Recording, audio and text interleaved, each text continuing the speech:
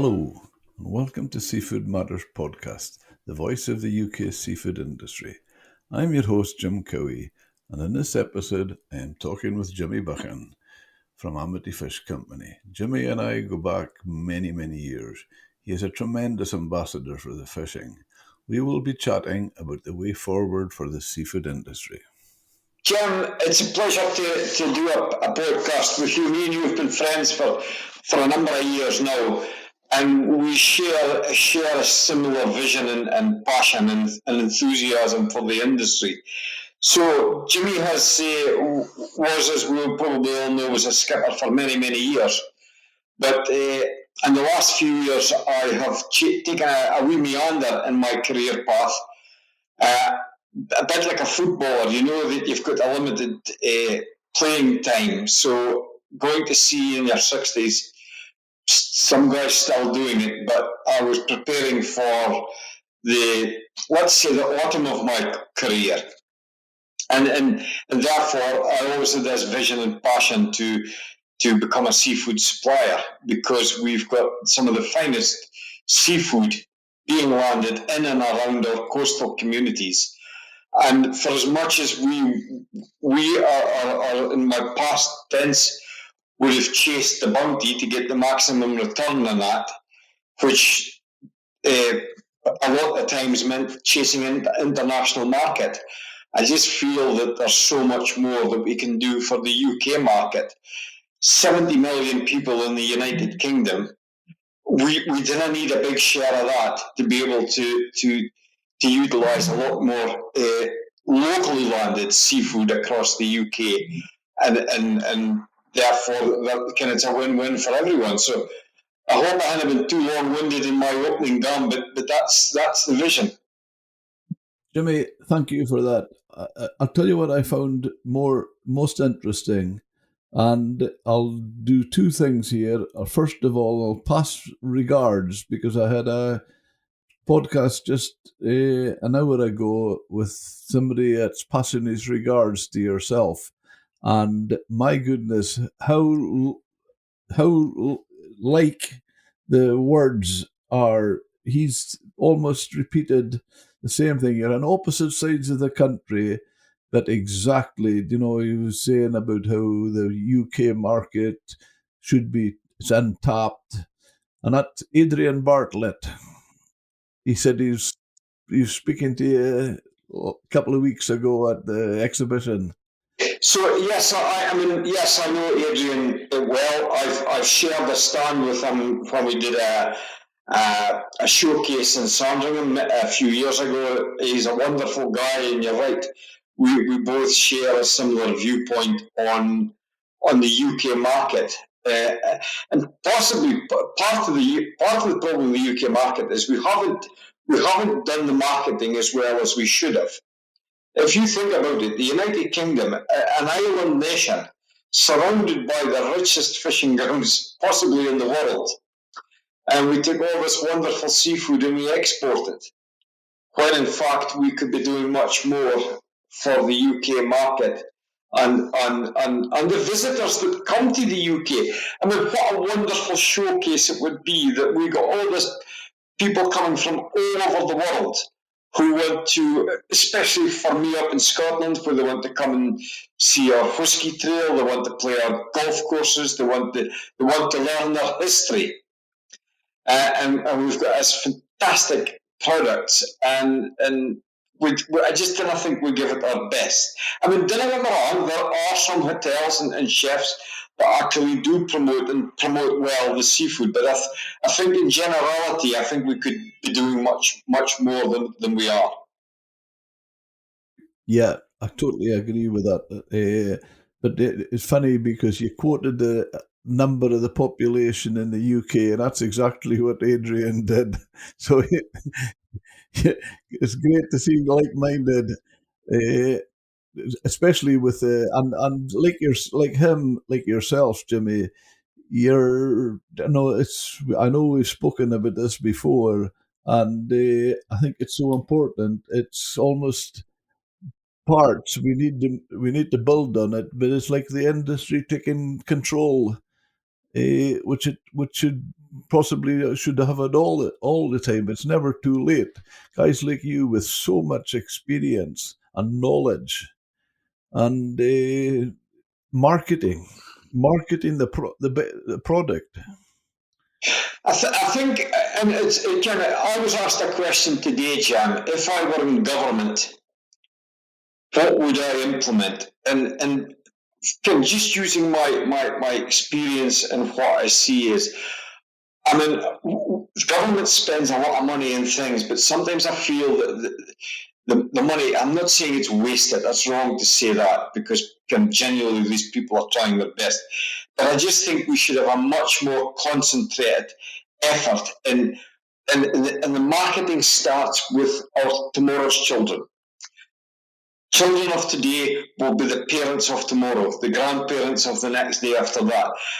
And I just feel that we should do much more. That there are clear health benefits in eating quality protein.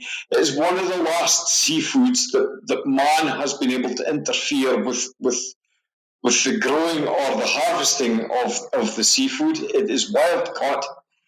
It's in its natural habitat.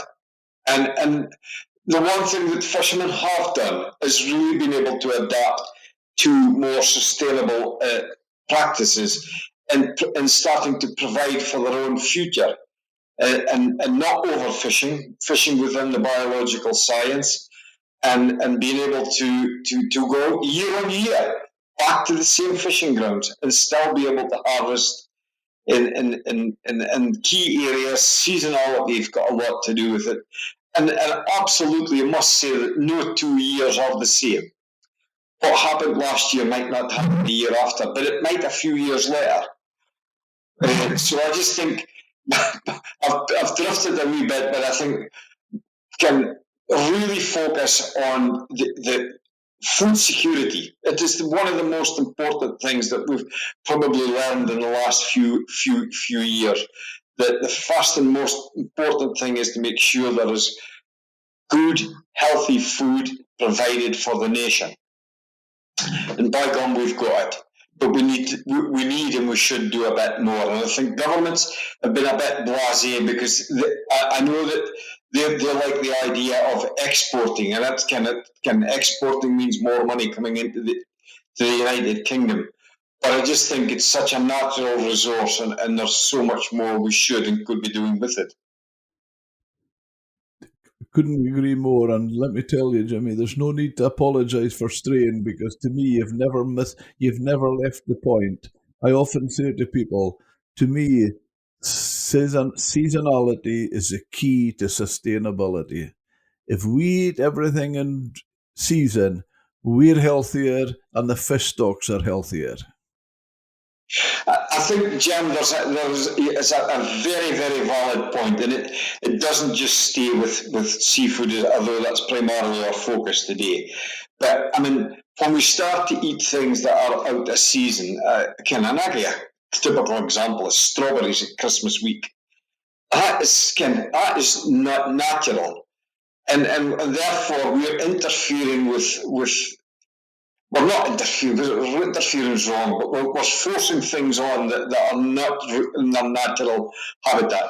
I mean, there's no question about it. Eating a strawberry in the month of July and August, there's no comparison to eating what looks like a strawberry in December. And I know people are trying to provide a service, but I think we need to understand that seasonality is there, and it is Mother Nature. It is guiding our way through the seasons, and not two seasons will be the same. But for us in seafood, there are times that we do need to be able to be a bit more aware of what is landed and what we could actually utilise in our own markets. And Jan, probably you see it no more better than yourselves up in the north coast there, where our big trawlers go out into the deep water at this time of year and fish for blue ling and things that are pretty much unheard of, yet are in abundance within striking distance of the north and the northwest of Scotland. And I just think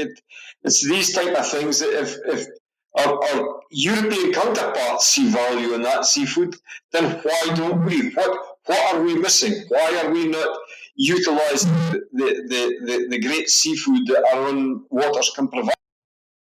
I couldn't agree with you more, Jimmy. And exactly as you say, I get so many people just now when I'm going round the tables in the restaurant telling me that they'd never heard of this fish, never heard of that fish. My menu over the last few weeks with the bigger boats been coming into Scrubs. They're redfish, blue ling, tusk, scabbard, grenadier, and people love trying them. But I just ask sometimes what's our the agencies that are supposedly promoting our industry and our product, what are they doing when the general public I've never heard of them, that's why I feel we as an industry, like you, Adrian Bartlett, and people like that, we've got to pick up the cudgels and market it. Well, I agree wholeheartedly, Jim. But I think one of the things that probably do hold us back is, as we all know, where we had a local fishmonger long ago, by and large, across the cities and towns of the UK, these fishmongers have all gone and they've been absorbed into bigger entities called supermarkets. And I will put my hands up. I am also a victim of supermarkets because I go there myself and shop because of the convenience. The problem with the supermarket is it is then under the auspices of a regime called a buyer. And that buyer is trying to appeal to many different uh, mouths and tastes and variety. And therefore, and also probably more importantly, is price. So we are competing with kind of an array of farmed seafood, but also more exotic seafood coming from other parts of the world, and therefore it's difficult to get space on that counter with our own products. But I think with sitting down and willing minds, I believe that opportunity, or at least we could try and change that direction. No, it's not a thing that will happen overnight. This needs to be a cultural change, behavioural change, and you've just got to believe that we can. If you keep repeating things and putting it there and educating the people, then they will slowly come round to the idea of changing their habit. But it's one of those things. Listen, I'm not an expert marketeer. I shop with my own vision, my own eyes, and I look at things and I know what's available. And sometimes you get a bit disheartened and you think, well, why could we not have more of our own produce available to the consumers? That's 70 million people that I keep speaking about. With these, I spoke about the exotics, even blue ling, grenadier, black halibut. To me, they're all exotics. They're not your everyday mainstream seafood, but we've got them. But we don't have the ability to display them and market them as openly as I think we could do. Yeah, yeah. I'm not joking with you, Jimmy. If you took a grenadier, I put a couple of photos on Instagram last week. If you took you see the fish, and the headline on my post was, "You can't judge a book by looking at the cover," because it's not the nicest looking creature, the grenadier. And then I put a photo of it filleted, and I smoked it, and the photo of the dish. And I guarantee you, with the grenadier smoked, if you were blindfolded and a test tasting, you couldn't tell the difference from a haddock. See, that's amazing. I just think that in itself is a great marketing story because I think there are a lot of people out there, the foodies as I would call them, and there's young people as well. They're not always the more middle-aged and elderly of the nation, but young people now are interested in where the seafood comes from. And I think the story behind that, caught in Scottish waters, and the kind of on the edge, kind of the marketing. I could do it myself.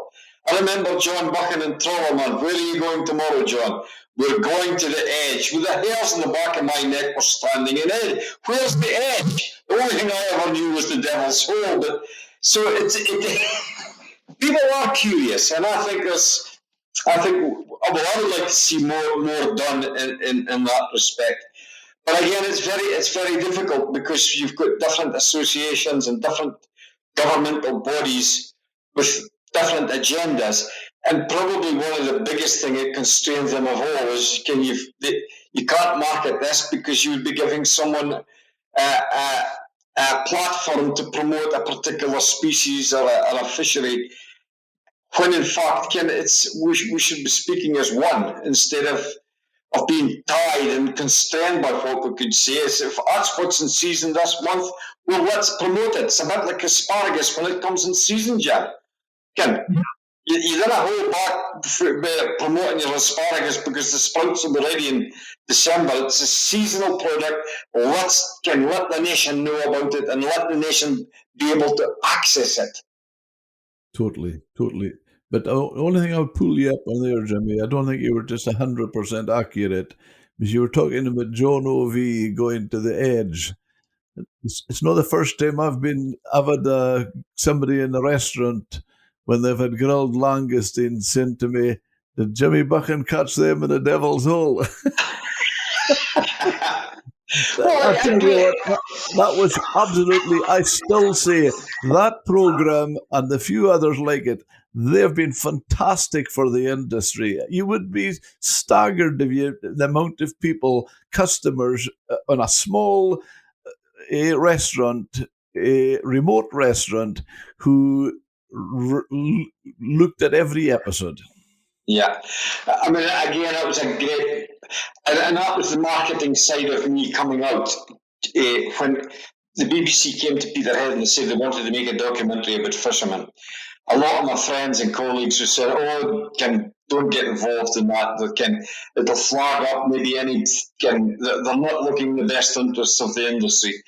And all that I could see, Jim, was we could bring our industry into the living rooms of millions of people absolutely free. And I just thought, what an opportunity. But we had to guide the producers and the executive that were making the program. And I think between us all, what they made was by and large 90% a true reflection of a fisherman's life when he's on the hunt. The highs, the lows, the harvesting, the days of bad weather, just how it all, and a bit of humour as well, because it is very much part of our daily life. So that was a great program, and I think it did give people an eye opener to what goes on and just how again you can't give away all your trade secrets, Jim, but I mean by and large it was a good reflection of what we do and why we do it.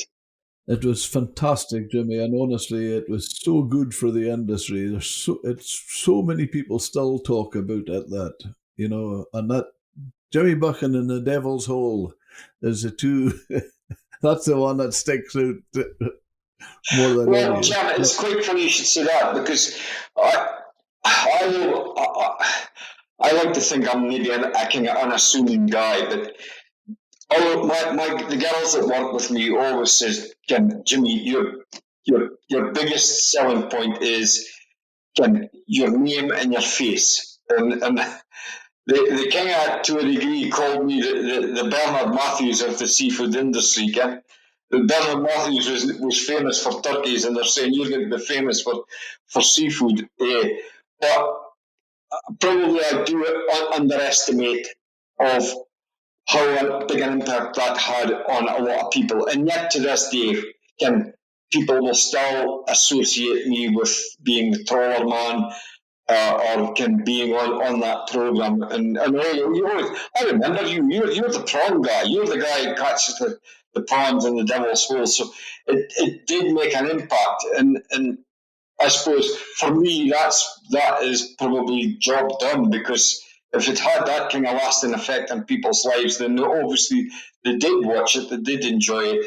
And I suppose for me, that's where I'm trying to build the Amity brand, which is on the back of, look, I did that. That was 2006, 2007. We're 13, 14, 15 years down the line, and I've moved on, and I want to showcase this fish that we were catching is now available not in Europe or in the rest of the world, but here in the UK and in particular in Scotland. Jimmy, the only one thing I'm not agreeing with you there, I'm sorry, how on earth anybody could liken you to Bernard Matthews. Because Bernard Matthews to me is about mass produced, processed, reformed turkey twizzlers, for example. And you're talking about taking the pristine best in the world out and selling it for its goodness and for what it is and as it is. There's no comparison, I'm sorry. Well, I probably don't. I agree with you about the Twizzlers and the reformed. You've got a very valid point there, Jim. But I think it was the marketing aspect that I was trying to highlight on. But no, I mean, you're absolutely right. How lucky are we geographically to be positioned where we're at? And yeah, it's not just one species. Again, if you look at our local inshore coastal communities, where we've got brown crab, we've got lobster in abundance. You go a wee bit further offshore, and you've got your langoustines, and then the range of whitefish, monks, megrams, the species we've just spoken about. And then you go into your pelagic, we've got the mackerel and the herring. I'm led to believe, Jim, as we speak, the herring boats are now out searching for the first of the herring season madgies. And that again, very seasonal, but what a fantastic product it is. And the good that the nutrition that we can get out of this, all these species, is unbelievable. It's right here on our doorstep for us all to access. We just need to make it a wee bit more available to the discerning shopper that's looking for something different. I mean, as I say, when herring and mackerel are in season, it's a wonderful fish, and I'm sure you've got some great recipes that you'll be conjuring up as the herring season comes on stream, Jim. Uh, I class them, I put my category for herring and mackerel and a lot of other fish as well. In modern terms, superfood. Yeah. Absolutely. I mean, it's an oily fish. We know that the science tells us that we should be eating at least two portions of a fish a week, and one of them should be an oily fish. Well, again, here we've got the herring coming on season. I just can't wait. For me, the first of the herring season, uh, just done simply in oatmeal, or Irene can do some roll mops with them, or just beautiful, and them just full of oil, and just, oh, I'm licking my lips even thinking about it, Jim. You know, Jimmy, funny you should say that. A cousin of mine, a bit older than me, he just yesterday he was phoning me and telling me he had some of I salt herring when they're in season, obviously when they're just at the right point. Here it's about August, September when they're rows just before it spawns. And he was telling me that he said that he was just licking his fingers after, that's his words. He says when he finished them, he was licking his fingers. Now, okay, to me, I still see that as the beauty of fish like that. That is still seasonal because it was dealt with when they were in season and in salt. So it's not going away with, it's not a problem on emissions with freezers and things like that. It's just in salt and keeps for not a year, but it's close to it. It's a long So, time. I think there's a lot we could do if we look back at our own heritage and probably can in those days, Jan, our forefathers can it was survival. There was not the goods and range of products that we as can people enjoy nowadays, but can they had some fantastic recipes. They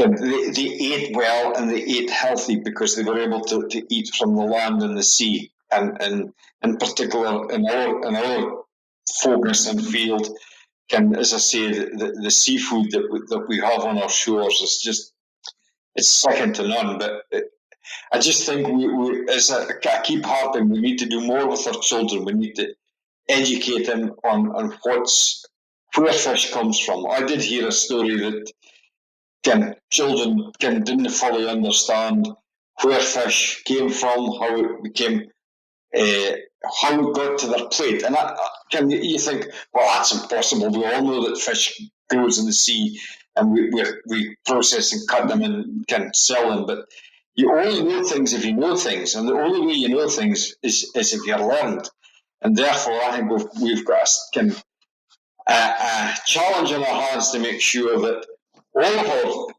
our future nation has the accessibility to source and eat good seafood. Because if you think about it, probably anywhere in the UK, you're probably never more than 70 miles from the coast or the coastline. And therefore, the sheer scale of what is in and around us is in abundance. yeah, absolutely. And you've talked about your Amity days in the Devil's Hole, and tell us about Amity fish. Amity fish was I always knew that I didn't have any funds coming behind me, and I always knew at some point I would have to retire from fishing, which I had a great career in. But I'm not the retiring type. I'm not the type to come home and sit down and can get a little gardener's potting shed. That was not me. I love being in the industry, and therefore I always had this vision and enthusiasm to start a supply company. I didn't necessarily want to go into to be a processor and be singled into one particular or of just a few products. My vision was always to use my knowledge to align with the many producers and be able to provide a shopping basket of seafood, whether it be shellfish, whether it be whitefish, whether it be pelagic species. So it was about bringing together a quite wide and ranging uh, trade list of products that was accessible to me within 50 miles of where we locate, and be able to send that across the UK. So that was the thinking. It was build a brand, become known for being a seafood supplier. Jim, we all know, well, so we all know now, but none of us knew that COVID was coming down the road. And overnight, we lost most of our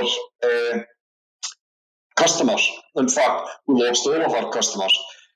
Orders that was already in the booking, I think it was on the 29th of March 2019, just lost overnight, gone. When we went into lockdown, I think that was 2020 from memory, yes.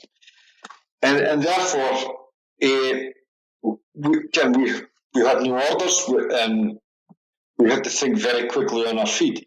Obviously, we knew that we could do some home deliveries, but I had been tinkering around with internet sales, but it was never really coming to any fruition because I wasn't probably putting in the effort that it needed.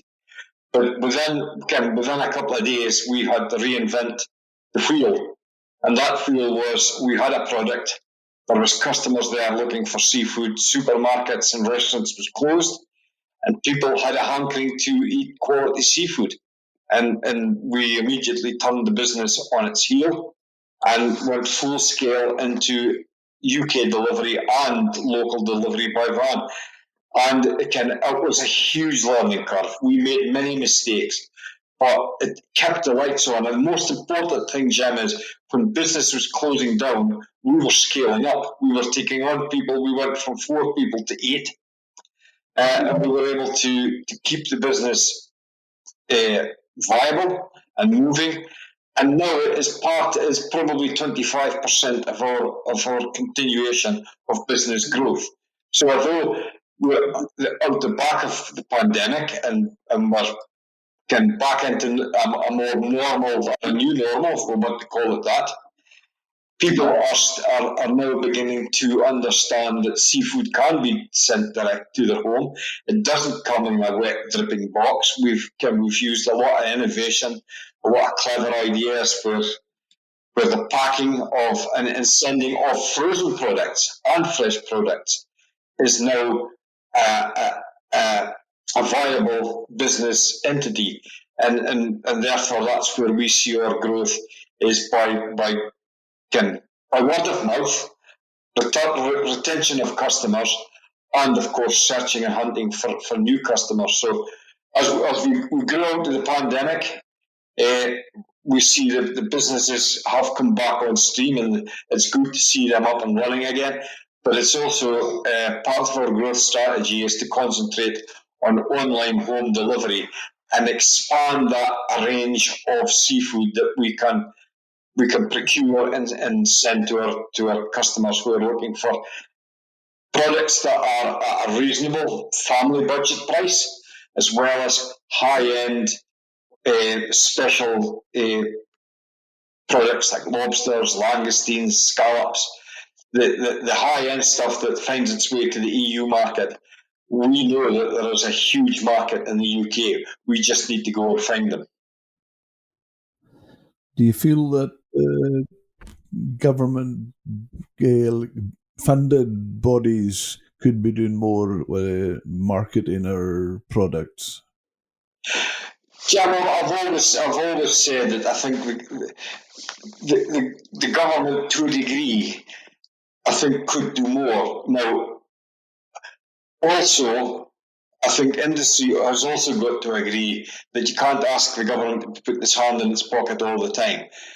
We do pay a levy system to sea fish, and again, it's up for debate. I'm certainly not going to debate it here. But do we get value for money? And that, again, everyone has, many different people have got many different views on that. And that was, I think, what the reference I made to, that there are certain things that certain government bodies cannot do because it is not allowed to. And that's where the whole thing begins to break down. As I say, I think our Scottish product is under-marketed, and I would like more to be done across the UK. But again, that's maybe a debate for another day. I'm not here to miscall any of these organisations or quangos or government-funded bodies, but are they delivering what is really needed? Because what I do hear on the ground is the people who are paying the levies don't think they're getting value for money, but others do. So it depends what it is you're looking for and what it delivers for you. Yeah.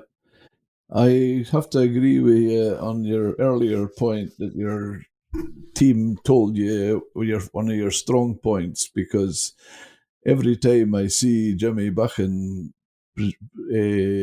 advertising his wares, there's always a big shiny grin and a lovely big smile, and I just do believe the world loves a winner. And well, Jim, it's quite funny because I was doing a questionnaire today about what drives me on and what's the first thing I do in the morning, and you may find this funny, and the listeners may even find it funnier.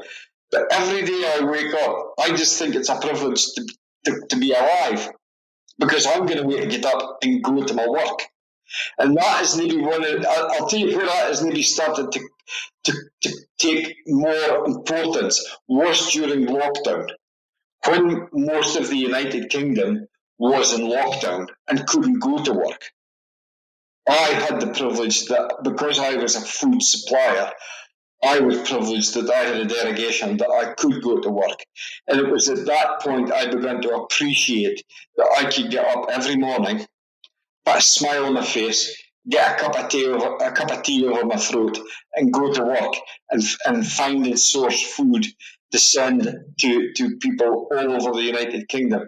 And I just think that that in itself puts a smile on my face because it is a bit. Jim, I'm not old, but again, all of us are getting older, and I just think it's great to be able to get up every day and go to work because there will come a day that won't happen, and that's happened to many people. So I do agree. I feel it's a privilege. Yeah, no, that's absolutely for sure. I mean, one of the things that I often, an old friend of mine once said it to me, and back in the 70s, and I think this thing is almost what we've been saying here. He reckons fish, then, he says, never mind the supermarket shelves. He says there should be in health food shops. That's where they should be selling fish. Health food shops. Well, I think I think it's funny you know, I want to a health food shop just to buy my seafood, but no, you're right. I think look, Jack, look at the general demographic of people, myself included. Probably, I don't know the stats, but I think the stats would scare us if we really looked at them. How generally people are overweight. Now, that has come because of our lifestyles that we have chosen and the choice that has been offered to us across society uh, as general public. I mean, all these things that are full of sugars and full of fats and but if you take a simple piece of fish that has not been touched, a fillet of fish, you will not get a healthier piece of protein that man has not had interfered in the food chain, wild caught, taken ashore, filleted. And listen, you don't need to add nothing to it. It's not about having fish and chips. You could you could steam that piece of fish, put a wee bit of seasoning on it, and that will give you your portion of protein, but it will also keep you healthy. And I think this nation, back to the government choices, we are going to continue to put our health service under severe pressure because of health choices that people have made because the government have not interfered enough to be able to give people the guidance and the opportunity to eat more healthily than opposed to processed foods that are very cheap, very accessible, but do they give us the health and the nutrition that we as a nation should be enjoying? I couldn't agree with you more there, and it's very much up to us to be that way. Absolutely, but again, I think, Jim, I have learned, and it's something that I'm going to come on to in a wee bit, but I have learned that people are scared at fish. It's expensive, and I think the one thing that we do badly, or not we do badly, but a lot of people do badly, is they cook fish for a wee bit more because they're scared that they're going to get a tummy upset from it. When in fact, again, if fish is good and it's fresh, you could undercook it and it'll be even more edible because you haven't dehydrated it. The worst thing it can do is continue to cook it, dehydrate it, and then the piece of fish becomes unpalatable. Well, not unpalatable, but not so enjoyable. Undercooking things, especially in shellfish and whitefish, that it'll keep hydrated. The flavors will be there. It'll be easy to eat. So I think there's an education side of things there. But Jim, you may laugh, and I may be coming to you to get some advice and guidance because one of the things that I want to do for my marketing strategy is to do simple wee videos to show people how quickly, how easily we can eat quality seafood. So it's something that's very much in my radar to do this summer. Probably I should be doing it by now, to try and encourage people and take the fear factor away that can the fish, then I cook it right, or the miscook it that is going to be spoiled. Can keep it simple. If it's good, it doesn't need anything. I was told a long time ago, uh, when I started the fishing, uh, I asked the cook on the boat for tomato sauce to go with my fish and chips. And the cook turned around in all honesty and he says, "Look, he says, if that fish and chips is good, it doesn't need tomato sauce. And if a fish and chips is not good, it doesn't deserve tomato sauce. So in other words, I wouldn't be getting tomato sauce." And it's something that's stuck with me for many, many years. So I think, as I say, it's something that I would like to do, Jim. And again, lots of people have done it, but I just think for my own marketing strategy is, again, if we've got specials coming on, maybe it should be the herring. I mean, Jim, a simple one. Take a herring flap, put it in melted butter, put oatmeal on it, put it in the oven for 15 minutes. You will not taste a healthier piece of herring and oatmeal than that. No, that's how simple was that to tell you. You didn't even need a video for that. Not butter, dip your herring fillet in the butter, coat it with oatmeal, put it on a baking tray, 200 degrees, 15 minutes, you have got a perfect meal. A nice little patty out with that, Jim. Does it get any simpler? Well, when you think back, one of the big nights in the social calendar was a tatty and herring night. And Yeah, that, I'm old enough, Jim, to remember my parents having guests into the house to eat patties and herring. And it was a great thrill if you got a herring with a roe in it. And it made for a great event to have people in the house can sharing a bit of can entertainment with one another and over a simple product, a tatty and a herring. I often say to people in the restaurant that there's hundreds of different recipes and ways to cook a herring. I says, and I haven't come across a bad one. But equally, Jeremy, and that is the most basic of primary seafood, kind of up to scallops and lobster or langoustines and brown crab. These are all fantastic seafood, but it's the knowledge of knowing what to do with it and how to cook it.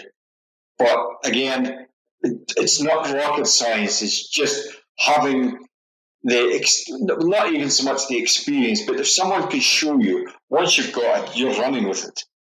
A great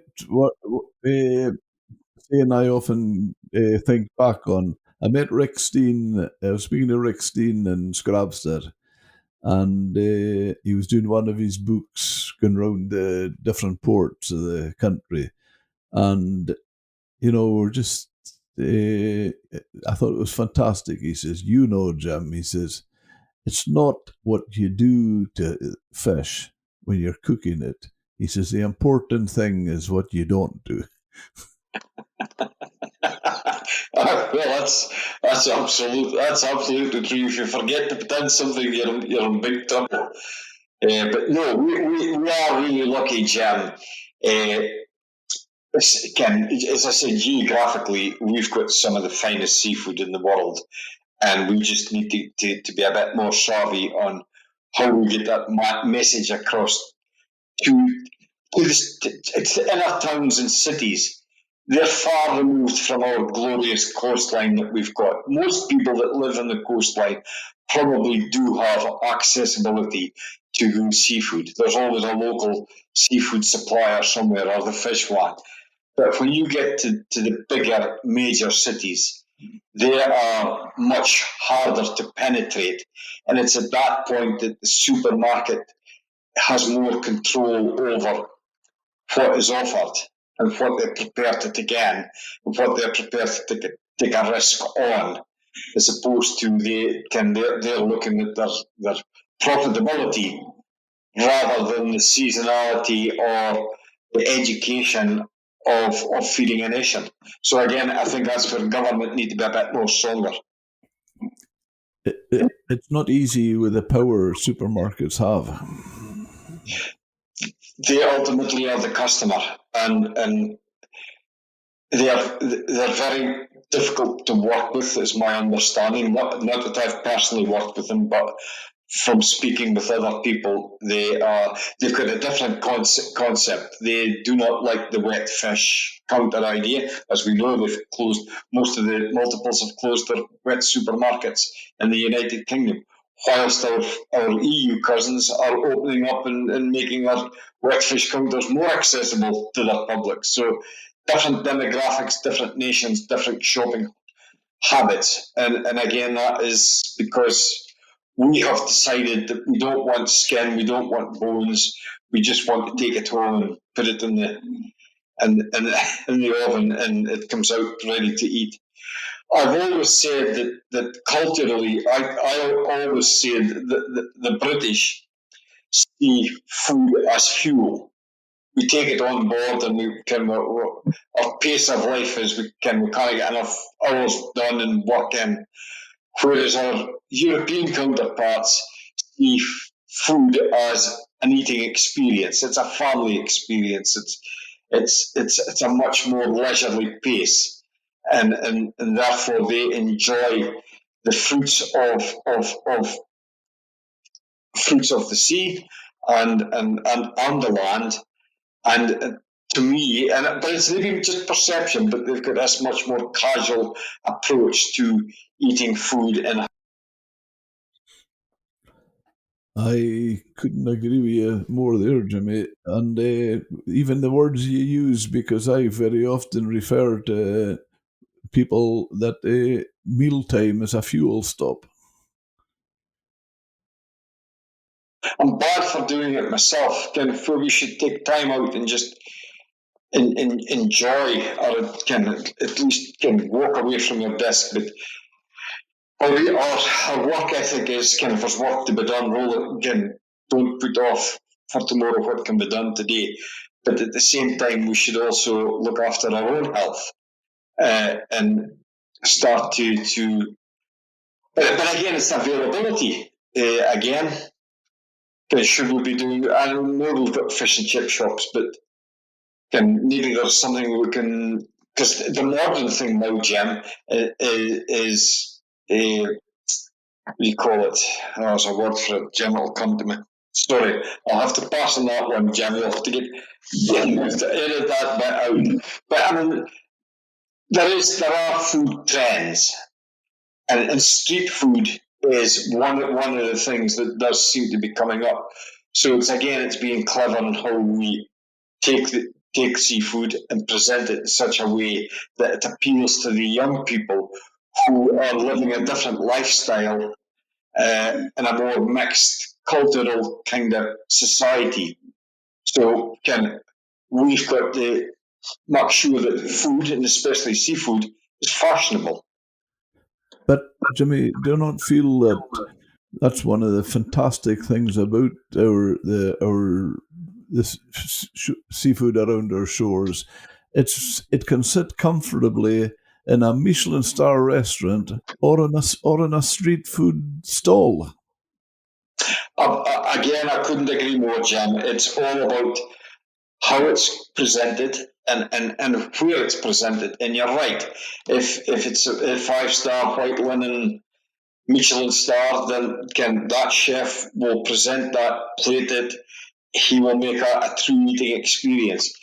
Down at the other end of the spectrum, where young people with limited budget are still looking for something that's a bit enjoyable.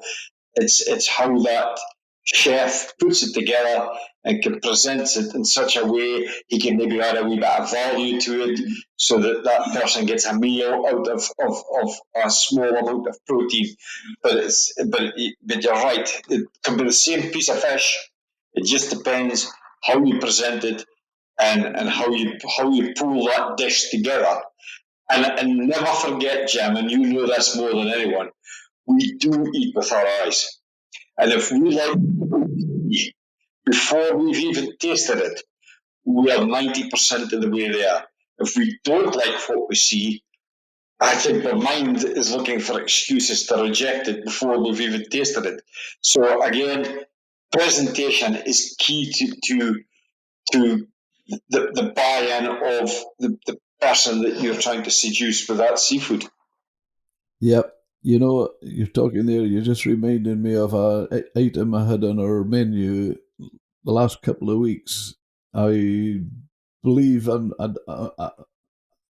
I don't mind that saying it because I don't have any problem with it, but little bits in the end of the tail of the fillet and that, I'm not going to throw them away. So I started making wee fish fingers, not a fish finger as it's reformed and processed, but just the like goujon type style pieces.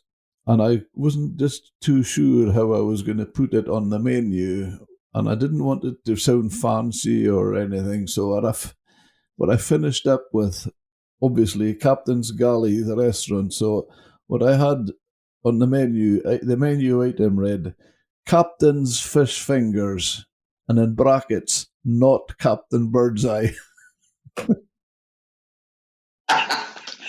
But again, it is. People are intrigued. As humans, Jim, we are curious people, so we're always looking and inquisitive. And if you can write your menu in such a way, because I know that I can restaurants I visit myself. Half the times I go for something that, and my wife will say that was a bit random. But why was it a bit random? Because the how it was presented or written intrigued me. And I thought, well, nothing ventured, nothing gained. So it's all about again how you present that bit of fish. I mean, as you know, it was just the tail end of a piece of fish, but you did it in such a way that probably people say, "Oh, I wouldn't mind having a go at that to see how different it is from Mr. Yeah. Burns." An example of that as well. I remember a good friend of mine, Alan Craigie, he used to have the Creel restaurant in St. Margaret's Hope in Orkney. And he's a brilliant chef. I have a lot of respect for his cooking. But like my fish fingers, I remember him saying, Jim, he says, look, he says, we shouldn't be ashamed to put scampi on the menu. He says, because we have the langoustine tail, some of the finest in the world. He says, we're using our own breadcrumbs, clean, fresh oil. He said, it's a superb fish meal. He says, we should never, ever feel ashamed to put it on our menus. Well, Jim, you're ringing good words in my ears because one of our biggest sellers has been our scampi, and I was. This is where you should always believe in your own story because when I went down this route, people says, "Oh, then I get involved in that. That's all been tried, and it's not a good idea." But I wasn't going in to get my scampi done in such a way that I was competing with any supermarket. What I knew is just exactly what you said. I knew we had a good product, and all you had to do was get a good crumb on it and be able to bring that to the people who are looking for volume. We know we're more expensive, but I keep telling you, it's a single wholetail scampi piece. It's got we put that panko, we put a much richer crumb on it to make it to give it that point of difference. And now we have people, we have got returning customers in many fish and chip shops who changed over to our scampi and now say they sell more now than ever they did because the customer is having a true eating experience, and it's always about that. I was just reading in the newspaper and just now One of the five-star hotels in Aberdeen is father. I tell you, the son is now taking over. It's the Marcliffe Hotel in Aberdeen. Ross Spence is now taking over from his father. And his father, time and time again, when people leave this place, they do not remember the wallpaper or the carpet we had on the floor. They remember the experience they had in the eating and the service they got from the people. And that's the two key elements to making a successful business. And if you replicate across to what we do, it's exactly what we're trying to do. Provide a good service with a good product, and you will get. Yeah. Well, that's exactly what as Alan said, these words were. He says, "Why should we be ashamed to put that on our menus when it's such a good product and done with the right ingredients?" But you're also introducing that product to make it more affordable for families and for a quick lunch or a supper. So it sometimes fits in with people's busy lifestyles, as opposed to if you were trying to eat a langoustine, a whole langoustine where you got to pull it apart, and it's more fine dining. It lends itself more to fine dining. Using the scampi tail in this way, I feel it provides an opportunity for families to enjoy langoustines as well.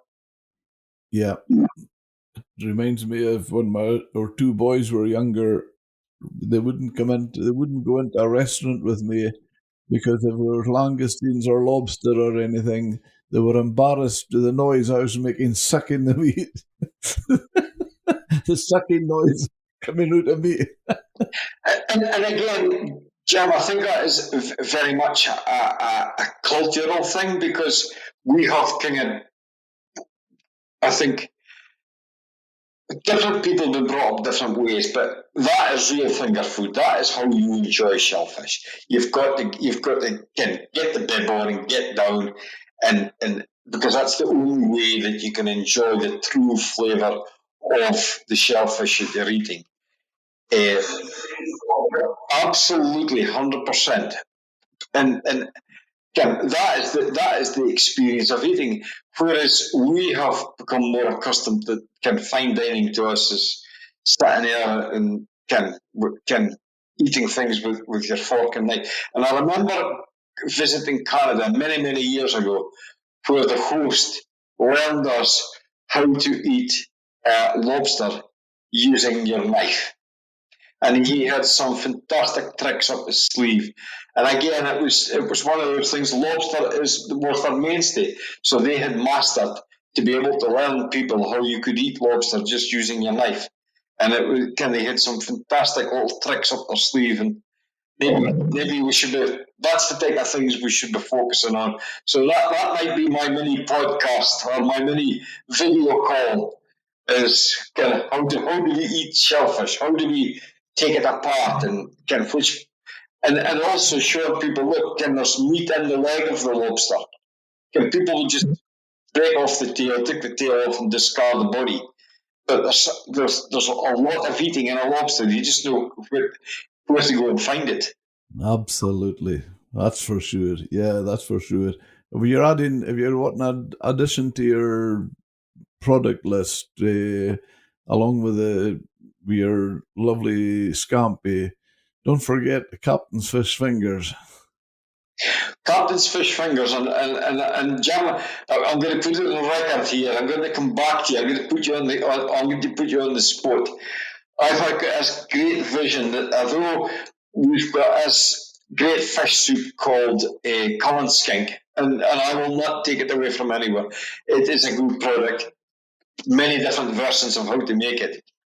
I still have this vision of how do I create a seafood chowder where we can use the the bits that are less can your bits of fish and some shellfish to make a seafood chowder that I can maybe market and can reinvent because again we've got some great seafood and some of it we need to use to utilize and add value by putting it together to create a soup. So maybe if you come up with a recipe for me, a Jimmy Buchan seafood chowder. I can tell you, I never have cullen skink on my menu. I think it's done to death. It's hammered by everybody. It's either a parton brie or a chowder. Yeah. That's your two options, John. Jim. Yeah. I just chowder's wonderful, just absolutely fantastic, and I've got it now between there's a famous New England clam chowder and a Cullen skink. I would say I'm about in between both of them. Well, that's good. So it's something that like I said, I'm pretty sure you've got the same weather up in the north coast with us. We're in the cold northerlies. I'm putting it down to Jim, the garbs of May. I don't know what you're calling it up your way, but I'm definitely saying garbs of May. And a seafood chowder on a day like this would just go down a storm. I knew it would. People are looking for something a wee to give them a wee bit of a lift. Yep. The Maygobs. That's what they call it up here. Maygobs. Well, there you go. I mean, I'm pretty sure a lot of the listeners will be thinking, what on earth is that two speaking about? But pretty much we get these cold northerly winds the second half of May. My father always said somewhere between the 15th and the 25th. Well, we're maybe just a wee bit later, but hopefully we will see much better weather after the gobs, and we'll have a lovely hearty summer. Absolutely. Jimmy, can I ask you for a minute? How do you feel, you mentioned earlier about this situation we're in just now, the Russian-Ukraine setup, and the effect it's had. I mean, I just can't, with my fishing industry hat on, I just think the world's gone crazy. If we hear in one breath, fish and chip shops in England, UK are frightened they're having to close, and yet Scottish fishermen have a grade of haddock, especially for them, a chipper haddock. I mean, I just feel, can they not just phone Peterhead, John Milne and Peterhead or somebody like that, and just ask them for a chipper haddock? Well, yeah, to be fair, you're absolutely right. I think our dependency on imported Russian seafood for some of the sectors we've supplied has become, again, it's difficult to understand. But there is a bigger, wider picture. And one of them has obviously been cost. People are big corporations are driven by cost, and sometimes they speak about their social corporate responsibility. Doesn't even come into it from they're buying in the millions, and they're looking to shave every penny off. So a market has been grown off the back of being supplied from Russian fish. It probably came to the detriment that our great fish and chips that our big fleet at one time provided seafood to was over, as you know, decommissioning schemes, lack of opportunity through diminished quotas. We ourselves lost our own market. And when that happens, the obvious happens, and that is the market finds somewhere else to be supplied from. So and it made it easy because we were no longer dealing with a product that might be there in abundance one day and not the other. This Russian supply was a 24/7 supply. So the market found a new market. But here we are. This is the opportunity for us to take back a share of that market. And you're right. The fish stock, we know the science is there. The science is telling there's going to be a huge brood of haddock coming through. We have the factories and the people that could actually. We've got the fleet. The fleet is more capable of catching the haddock. The problem we've got is we are, it's the same problem that airlines and all sorts of industries having is lack of people to produce and supply hundreds of tons of haddock needs boots on the ground. The government right now are fixated that we need to automate, but the automation is just not there. And what I keep calling the government out on is you need to give us the transition. This fish is there now. There is an opportunity to gain the market. Back to where we started, Jim. It's all about marketing. And what we need is the different government departments to start realizing what is happening geographically with our food supply. And one of that is we've got the fish, we've got the fishermen. The market could be there because if there is sanctions against Russian fish, we do not want to see our fish and chip shops go out of business. And therefore, the bit that we need is the bit that we need the labour to be able to produce the fish day on, day out, whilst the fishing is there. So it's not doesn't take rocket science. It just needs to take a wee bit of more joined up thinking. But that's from the layman. It's maybe not just as simple as that. But I do think if we could get access to more labour, then there's an opportunity for the merchant to buy more. But again, he's got to have the demand coming from the consumer, and the consumer in this stage is the fish and chip shop. Yeah. It's an enormous market too. And John, we used to supply it long ago, back in the 60s and the 70s.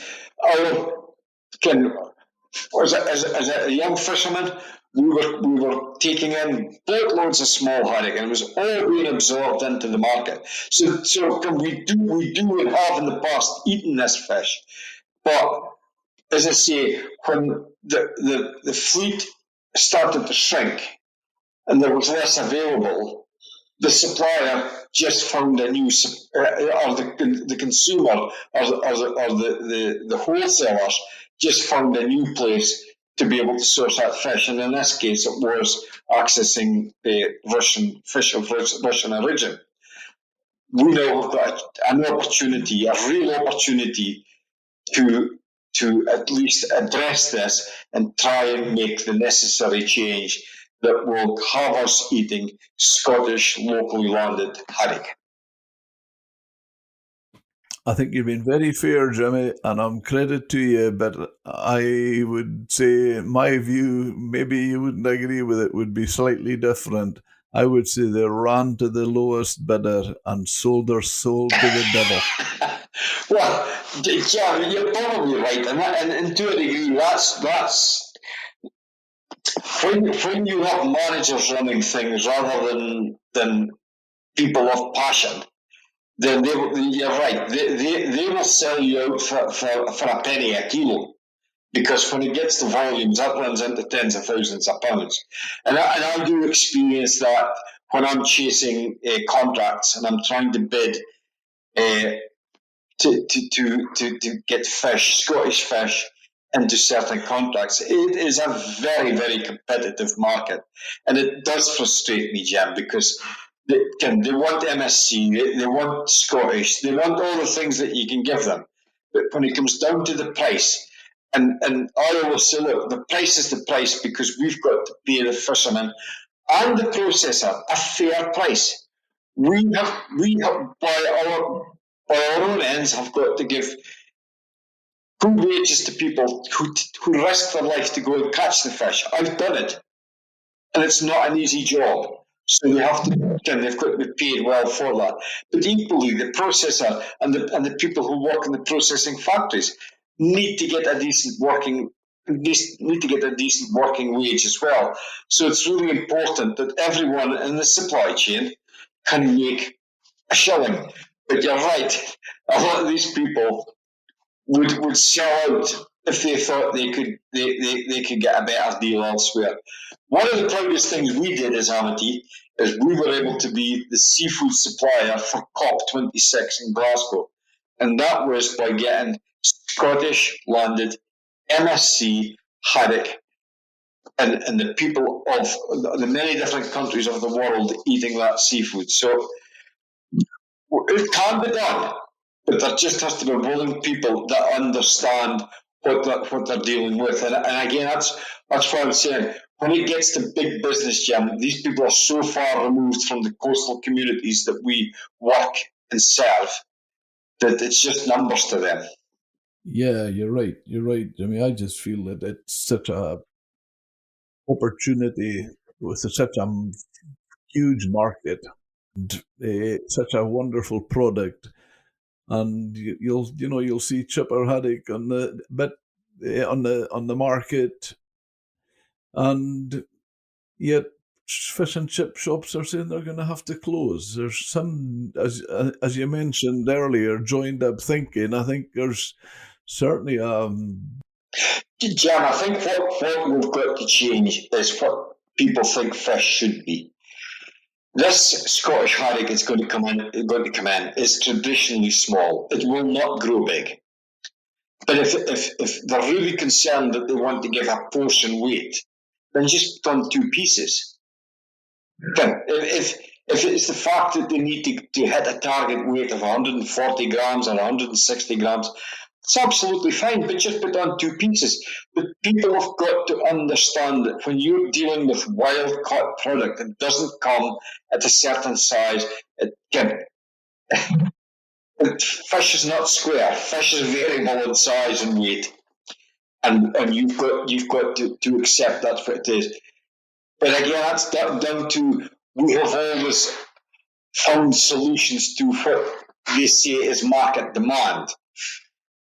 Market demand is only there because we give people choice. When you remove some of that choice, the market will still react, but the market will change to what you can offer.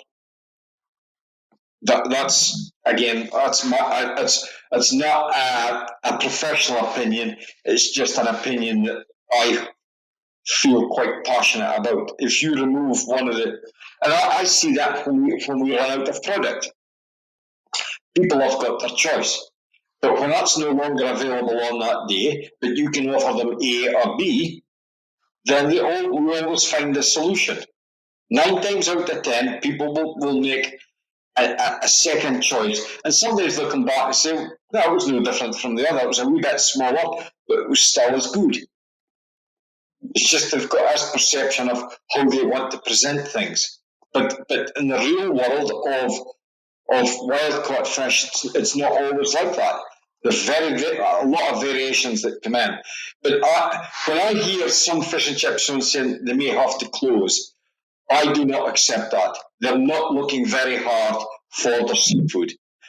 And at the end of the day, if they've got to pay a little more for it, I'm pretty sure that their customers, because it will be a quality seafood, will find the extra few shillings that it will take to get Scottish haddock back on the menu. I hope there's not too many younger people listening to this podcast, because first thing they're gonna ask their parents is, "Tell me this, Mom, what's a shilling?"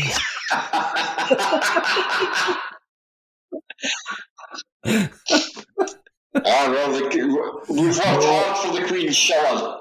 Yeah. Absolutely. I mean, as a sort of parting shot, I would love you to tell us about the success with Amity Fish and the awards you've won, because it's brilliant to see that you have. Well, Jim, as you know, we were a young company, and the first thing I had to do with the company was create. I took some business advice, and the business advice came from Opportunity Northeast, which we are very lucky that Sir Ian Wood, he provides some of his own wealth to create an industry body that is looking after the Northeast. in many different ways. It could be life sciences, it could be food and drink, it could be oil and gas, it could be the arts. He has invested this money, and I went on one of these business programs, but the long and short of it was, Jim, that everyone said that my story was great. It had it was a great opportunity to grow, but I could not grow alone. I had to invest. I had to invest in people because the bigger we get, the more it takes to manage. So the first thing was to put a team together, and that's what I've been doing over the last 2 to 3 years. And I've got a young team. Four of them are young part-time mothers who were all ex-professional people, wanted to come back into the world of work, but didn't want to go back into their original career paths, where they were looking for flexibility to work around school kids and children. So I've built that team, and it is now in the last year that the team said, right, we want to. They believe in the story. They love them. They love growing the company. We need to apply for some awards and get some street kudos. So that's probably the journey we've been on, Jam, and of late we've picked up a few new awards, and the most recent one was the Federation of Small Businesses, where we won our category in Scotland. That automatically put us through to the UK finals. And only a couple of weeks ago, I went along to the final, and we again won the UK in our category for digital, best digital growth in the UK. We won our category, but the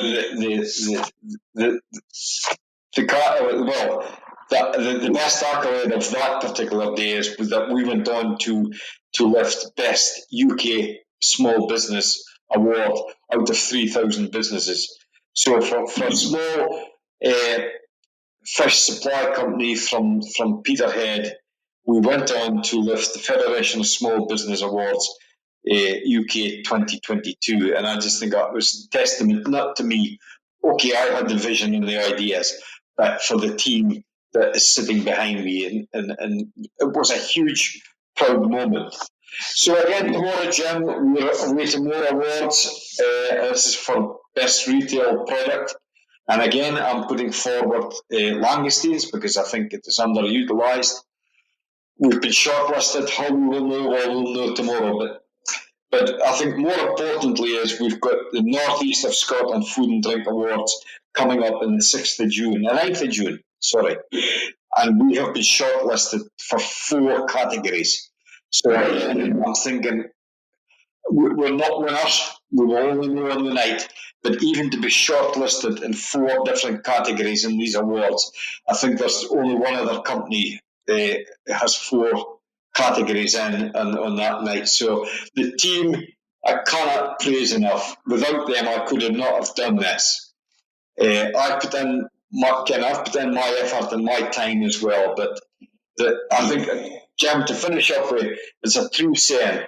There is no I in team, and I cannot emphasise that enough to people.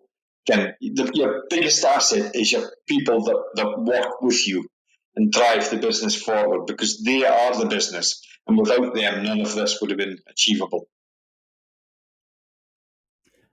It's just one wonderful success story, Jimmy, and I can tell you, I feel proud the fact that I know you and I know the setup. So how proud you must feel is beyond the Richter scale.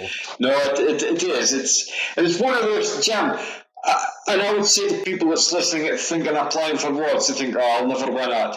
We went into that saying there's no way that Amity will win our award, but we'll apply. The experience will be good, and we went on to win our category for Scotland. And then you're through to the UK finals, and you think, well, okay, and you look at the list and you see, well, there's a lot of good companies in there. We had got a hope. And I went on to lift the big award of that day. So the one thing in life we can be sure of is you can't be sure. But I would say to anyone, give it your best shot. And if nothing else, learn from the experience. And if you're not a winner this time, What do you need to improve, and how can you improve? And keep driving your own business and your own ideas through. And one day you will become a winner as well. It's just that you have to believe in yourself. Yeah, absolutely. Self belief, and take your team on the journey, Jim. It's not just about you. And all of these things that have been installed into us, I'm now putting into practice. And it's, yes, you're absolutely right. It's quite humbling to see what we've achieved in such a short time. Yeah, yeah. Yeah, it's wonderful, Jimmy, and thank you so much. It's just been a great session, and I've loved hearing you and seeing your big smiley face again. Well, Jim, I love speaking all things fish, and Jim, I hope that the listeners enjoy some of the things we've spoken about, and some things they will probably disagree about. But the one thing that we've got, Jim, is we're able to speak freely, and we're able to speak it with passion. And all of these things are great attributes to becoming kind of ambassadors of the industry.